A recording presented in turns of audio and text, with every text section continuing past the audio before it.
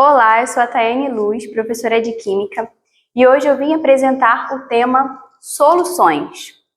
Bom, a escolha, a motivação do tema é porque o tema ele possibilita várias abordagens, seja ela uma abordagem contextualizada, onde nós, como professores, podemos trazer exemplos do cotidiano para o aluno, uma abordagem prática, através de experimentos, demonstrações, ou também uma abordagem interdisciplinar, onde a gente consegue dialogar com outras áreas do conhecimento.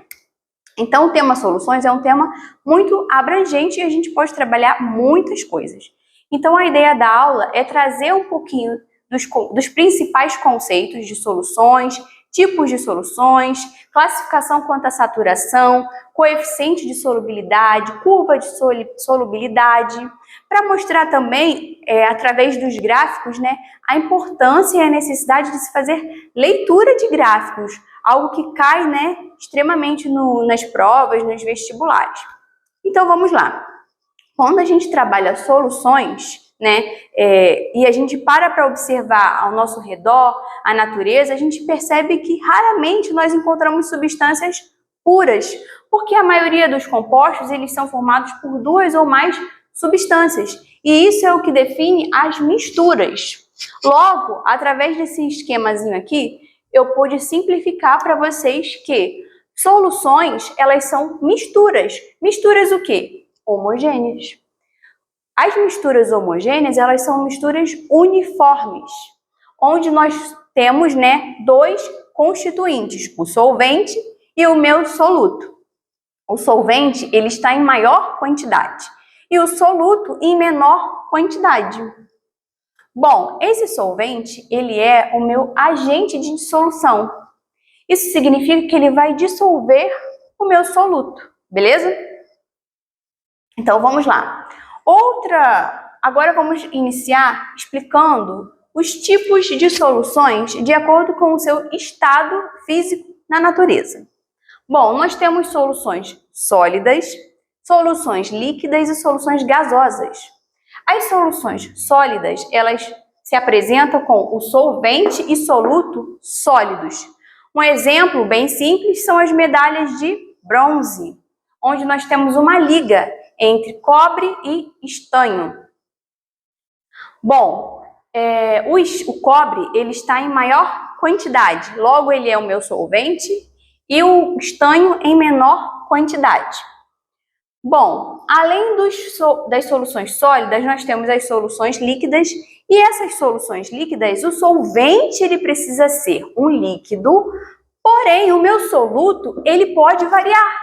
Ele pode ser um sólido, por exemplo, sal de cozinha. Você pega uma pitada de sal de cozinha e água, o meu NaCl, cloreto de sódio. Em água, nós temos uma solução líquida, sendo o soluto um sólido. Só que também temos o soluto sendo representado como um líquido também, ou como um gás. Quando ele é líquido, nós podemos dar um exemplo da água oxigenada, muito utilizada como descolorante. Água oxigenada é o peróxido de hidrogênio mais água, uma solução líquida. E por fim, quando temos um soluto na forma gasosa e um solvente líquido, como as bebidas gasificadas, refrigerante, água mineral com gás. Bom, basicamente são esses exemplos. E por último, quando nós temos uma solução gasosa, aí sim o solvente e o soluto vão estar no estado gasoso. Um exemplo muito simples é o nosso ar atmosférico. O ar atmosférico ele é formado por átomos de nitrogênio, oxigênio, hidrogênio, e o nitrogênio ele está em maior concentração, logo ele é o meu solvente, beleza? Outra classificação das soluções é em relação ao meu soluto. O meu soluto pode ser um soluto iônico ou molecular. Isso vai caracterizar uma solução com solução iônica ou uma solução molecular. Isso de acordo com a natureza da ligação. Por exemplo, o sal de cozinha que eu expliquei no exemplo anterior, ele tem um caráter iônico. Então, quando você coloca um sal de cozinha em água, os íons cálcio, cátion e ânion, eles vão se dissociar. e isso vai caracterizar íons disponíveis na solução e permitir também a formação de corrente elétrica. Então, nós podemos ter uma solução iônica eletrolítica. Já se eu falo, o açúcar funciona também dessa forma? Não, porque o açúcar não é um composto iônico. O açúcar, né, a glicose, ela é um composto molecular, carbono, hidrogênio e oxigênio. Então, nós temos nessas moléculas, são moléculas que não conduzem eletricidade, não liberam íons. O composto é de caráter e natureza covalente, ok? Beleza? Vamos agora falar um pouquinho sobre a saturação das soluções. Bom, para a gente falar sobre saturações de soluções, nós precisamos entender e definir o conceito de coeficiente de solubilidade, nosso CS, descrito ali em cima. Bom, o coeficiente de solubilidade, tecnicamente falando, ele é a máxima quantidade de soluto que conseguimos dissolver em 100 gramas de solvente a uma dada temperatura, ou seja, é o que cabe ali dentro. Então, nós trouxemos aqui um exemplo do coeficiente de solubilidade, Czinho, do KCl, do meu cloreto de potássio. Através desse exemplo, nós temos que 28 gramas em 100 gramas de água a 20 graus Celsius. O que significa isso? Lendo de trás para frente, nós entendemos que a 20 graus Celsius, nós conseguimos em 100 gramas de água solubilizar o quê? 28 gramas de cloreto de potássio. Essa é a minha quantidade máxima de soluto que eu consigo dissolver nesse solvente. Beleza? Agora nós vamos ver alguns exemplos de sistemas com diversos tipos de saturação. Bom, dando continuidade, né, ao nosso exemplo do coeficiente de solubilidade do cloreto de potássio, nós temos aqui alguns exemplos do nosso sistema.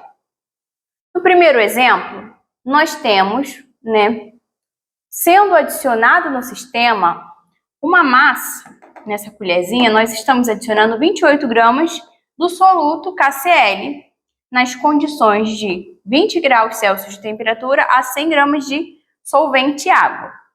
Nessas condições, nós temos a solubilização por completo do meu soluto, indicando que ela está formando uma solução saturada. Ela está no nosso limite de dissolução, como nós vimos anteriormente, de acordo com um conceito. Em seguida, nós aumentamos a massa de soluto.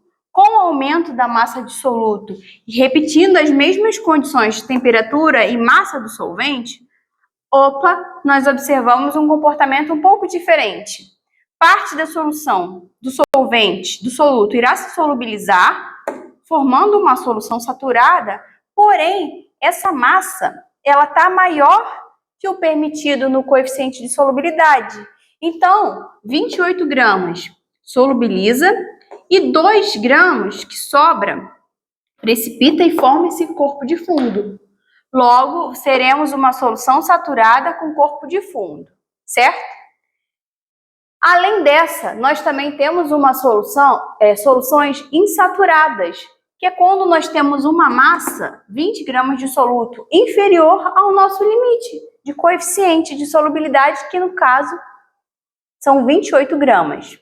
Então aqui ela vai solubilizar e ainda conseguiria solubilizar até um pouco mais.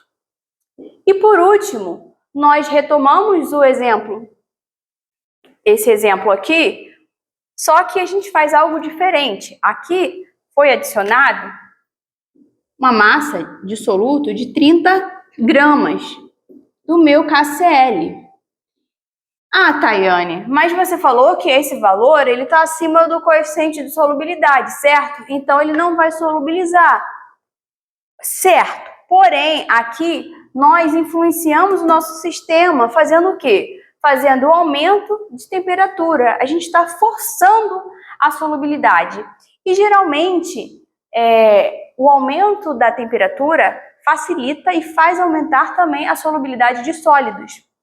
Por isso, nessas condições, apesar dela ter aqui o nosso corpo de fundo, a nossa solução saturada, com a temperatura, ela vai conseguir se solubilizar. E aí, com o tempo deixando resfriando e sem agitação, nós vamos manter essa observação de uma solução solubilizada, mas é uma solução que está ali acima do nosso limite do coeficiente de solubilidade, ou seja, ela está supersaturada, o que também caracteriza uma solução instável.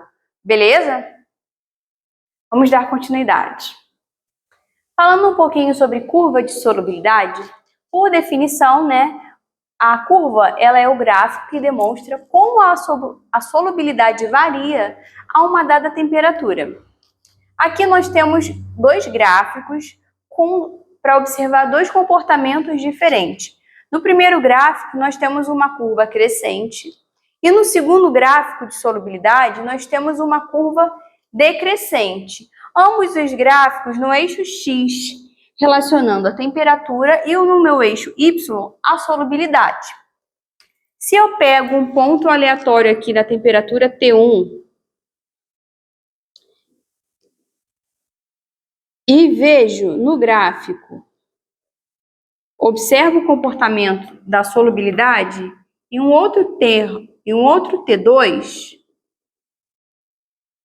encontrando o ponto aqui na curva, nós podemos observar que, à medida que aumenta a temperatura, aumentou T1, T2, a solubilidade ela vai aumentar. Ou seja, a dissolução endotérmica ela é favorecida assim que a temperatura ela vai aumentando gradativamente. Beleza? Sistema endotérmico, absorção de energia. Já nessa curva decrescente, se eu pego um ponto aleatório T1 na curva, está me dando uma solubilidade S1 e um ponto T2,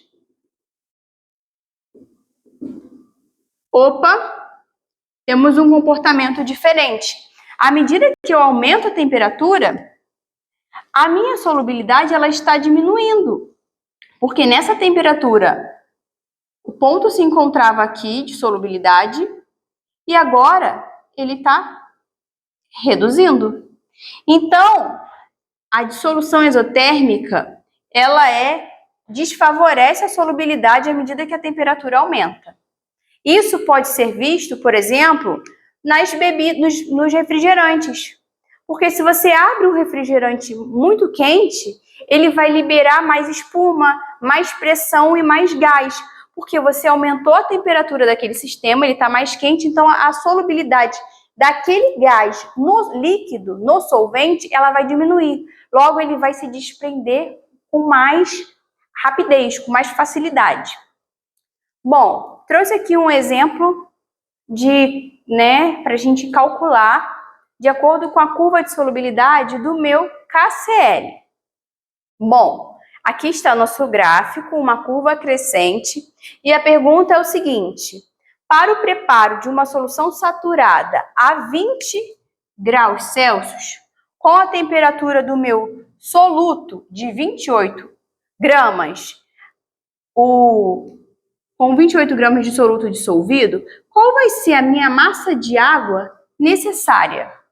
Ou seja, quanto que eu vou precisar de água para dissolver essa quantidade de soluto, respeitando essa condição de temperatura. Primeira coisa, leitura de gráfico. Olho o meu gráfico e observo qual é o valor da massa dissolvente em 20 graus. Nós temos um valor de 34 gramas, certo? Então, vai ser o seguinte. Vou colocar aqui em cima, tá? Para facilitar. 100 gramas de água, nós conseguimos dissolver quanto? 34 gramas do meu Cl, certo? Quanto vou precisar da massa de água para conseguir dissolver e me proporcionar uma solução saturada com esses meus 68, gramas de KCl? Fazemos uma regra de 3 simples, ou podemos também perceber que aqui nós estamos dobrando a massa. Logo, aqui eu também multiplico o 2. Ou seja, a minha massa vai ser igual a 200 gramas de água. Difícil? Não, né? Simples. Primeiro a gente observa o que pede o sistema, o problema, faz a leitura do gráfico e faz consequentemente, a nossa interpretação. Então, pessoal, basicamente essa é a aula de soluções, essa parte introdutória de conceitos que são extremamente necessários para dar continuidade ao processo de ensino-aprendizagem. Espero que tenham gostado e é isso aí.